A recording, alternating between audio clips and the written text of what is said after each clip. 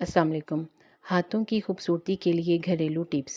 लीमू के अर्क में ग्लिसरीन मिलाएं, एक छोटी चम्मच बोरिक एसिड डालकर तीनों को अच्छी तरह से यकजान कर लें और किसी शीशी में भरकर रख लें। हाथ धोने के बाद 2-3 मरतबा इस्तेमाल करें। ये हाथों की जिल्द को चिकना, नरम व मुलायम और हाथों की रंगत को निखारने के लिए बेमिसाल घरेलू नुस्खा है। रात को सोते वक्त खालिस रोगन बादाम से हाथों का मसाज करें। लीमू का अर्क, ग्लिसरीन और अर्के गुलाब तीनों चीज़ों को बराबर मिकदार में लेकर अच्छी तरह से मिलाकर एक शीशी में भरकर रख लें। दिन में 3 से 4 मरतबा हाथों पर लगाएं।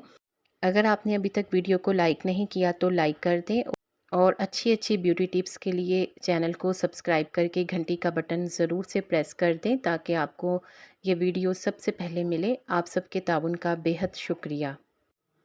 लीमू के अर्क और सिरका को बराबर मिकदार में अच्छी तरह मिलाकर रख लें। ये हाथों को सफ़ेद करने का लोशन है। एक अंडे की सफ़ेदी को अच्छी तरह से फेंट लें। अब इसमें थोड़ी सी फिटकरी मिलाएं।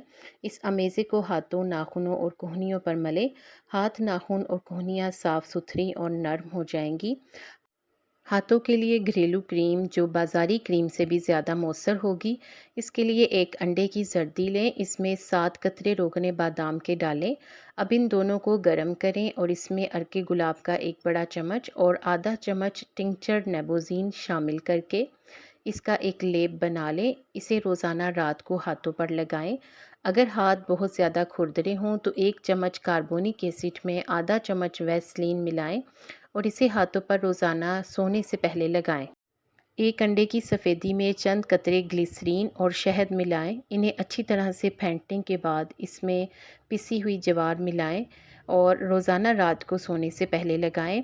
नाखूनों को तराशने से पहले इन्हें नीम गर्म जैतून के तेल में डुबोएं और नाखूनों के ऊपर वाली जिल्द पर रोज़ाना रात को जैतून का तेल लगाएं।